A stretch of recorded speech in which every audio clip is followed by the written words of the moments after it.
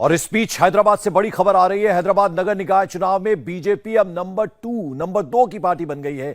AIMIM को पीछे छोड़ते हुए बीजेपी ने 45 सीटों पर जीत के साथ नंबर 2 पर कब्जा कर लिया है। 150 में से 143 सीटों पर नतीजों का ऐलान हो चुका है। टीआरएस और बीजेपी के बीच भी फासला अब 9 सीटों पर आ गया है। हैदराबाद निकाय चुनाव में पल पल हो रहा बड़ा उलटफेर क्या संकेत दे रहा है, इंडिया टीवी संवाददाता टी राघवन की एक रिपोर्ट आपको दिखाते हैं।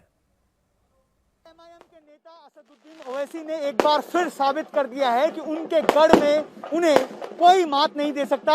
हम फिलहाल शास्त्रीपुरम इलाके में हैं। असदुद्दीन ओवैसी के घर के बाहर की ये तस्वीरें आप देखिए, किस तरह से यहाँ पर आतिशबाजी की जा रही है और जश्न मनाया जा रहा है एआईएमआईएम के कार्यकर्ताओं की तरफ से। आप लगातार यहाँ पर देख सकते हैं आतिशबाजी हो रही है, ढोल नगाड़े बज रहे हैं, क्योंकि इस तरह का परफॉर्मेंस असदुद्दीन ओवैसी की पार्टी एआईएमआईएम ने हैदराबाद में किया। एक बड़ा चैलेंज बीजेपी की तरफ से असदुद्दीन ओवैसी को दिया गया था, लेकिन लगातार असदुद्दीन ओवैसी ये कहते रहे कि उनके गढ़ में कोई भी पार्टी उन्हें मात नहीं दे सकती और इन नतीजों ने एक बार फिर ये दिखा दिया है। इसलिए असदुद्दीन ओवैसी के घर के बाहर जश्न की ये तस्वीरें देख रहे हैं। काफी टैक्टिकल पॉलिटिक्स असदुद्दीन ओवैसी करते हैं। अगर हम बात करें कि सिर्फ उन्होंने 150 में से 51 सीटों पर लड़ी, हमेशा असदुद्दीन ओवैसी का ये जोर रहता है कि कितनी सीटों पर चुनाव लड़ा जा रहा है ये कोई मायने नहीं रखता, कितनी सीटें उनकी पार्टी जीत सकती है, क्योंकि उनकी पॉलिटिक्स बिल्कुल जुदा है। वो अलग तरीके की राजनीति करते हैं। वो एक एक घर जाते हैं, सुबह जब चुनाव प्रचार के दौरान एक एक घर का दरवाजा खटखटाते हैं और वोट मांगते हैं। उन्हें पता है कि अगर ज्यादा सीटों पर उनकी पार्टी लड़ती है तो ऐसे में वहां पर जाकर उन सीटों पर जीत दर्ज करना उनके लिए बहुत ज्यादा मुश्किल हो सकता है। यही वजह है कि दोनों भाई पूरी रणनीति तैयार करते हैं। पहले ये जॉट डाउन किया जा सकता है कि इतनी सीटों में से कितनी सीटों पर उनके उम्मीदवार जीत सकते हैं।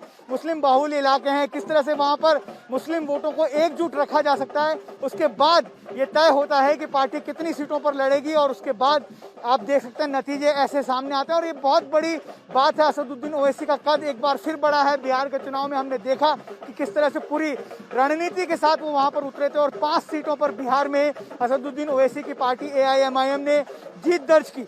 अब जब हैदराबाद में एक बार फिर उन्होंने ये साबित कर दिया है कि उनके गढ़ में उनको कोई हिला नहीं सकता, उनका किला बेहद ही मजबूत है। जिस तरह की राजनीति वो करते हैं इससे ये हमें समझ में भी आता है।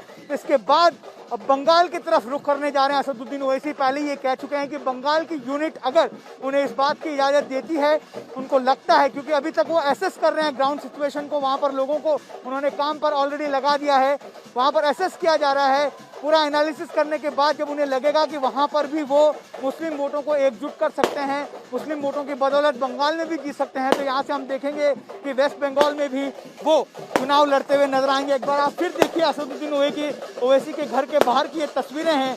आतिशबाजी के साथ, ढोल नगाड़ों के साथ इस सेलिब्रेशन को किया जा रहा है। एक बड़ा मैसेज यहाँ से देने की कोशिश असदुद्दीन ओवैसी की तरफ से की जा रही है कि अगर उनके गढ़ में असदुद्दीन ओवैसी को, उनकी पार्टी एआईएमआईएम को कोई नहीं हरा सकता है। ये एक मैसेज यहाँ से दिया जा रहा है और ये मैसेज भी दिया जा रहा है कि पूरे देश में मुसलमानों के एक बड़े नेता के रूप में असदुद्दीन ओवैसी उभर रहे हैं। उनका कोई विकल्प यहाँ पर नहीं है और यही वजह है कि पूरे देश में अब उनकी पार्टी को वो आगे भी ले जा रहे हैं। और यही जो तस्वीरें आप देख रहे हैं, इसे भुनाने की निश्चित तौर पर कोशिश की जाएगी।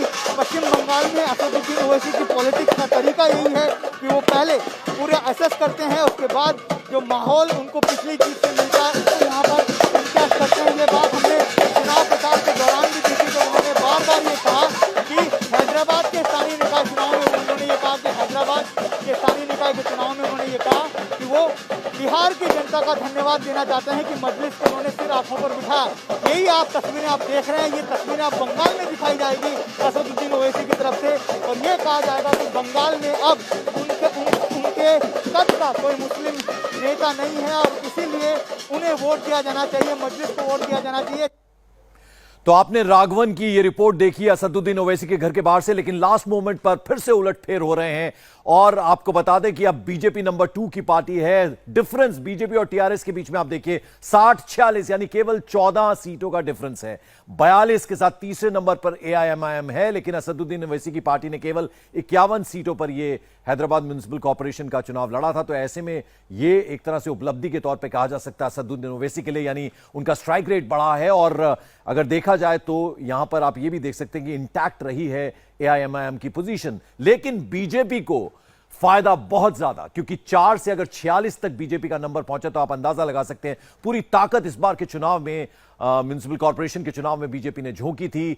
हमने देखा किस तरह से उन्होंने चुनावी कैंपेन किया था और उसका नतीजा यहां देखने को मिल रहा है। यानी आप देख सकते हैं कि बीजेपी नंबर 2 की पार्टी बन गई है। हमारे सहयोगी टी राघवन लगातार सुबह से हमारे साथ जुड़े हुए हैं इस खबर पर। राघवन, बीजेपी की मैं सबसे पहले बात करना चाहूंगा। हालांकि अब यह लगभग तय लग रहा है कि मेयर एक बार फिर से टीआरएस का बनना जा रहा है, लेकिन जो बात 4 से शुरू हुई थी, अगर वो 46 पर आ गई है बीजेपी की, तो ये दूर तक जाएगी बात।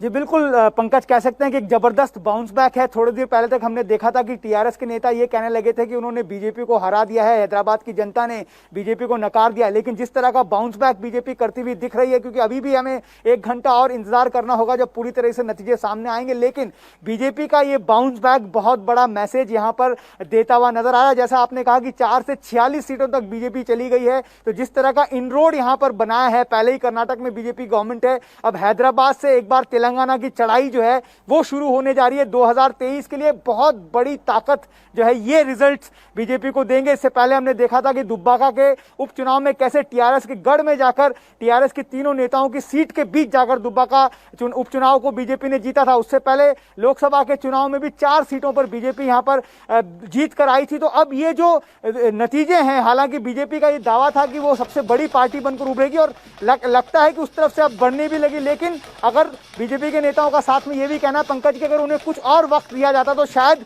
वो उस गोल को भी अचीव कर लेते।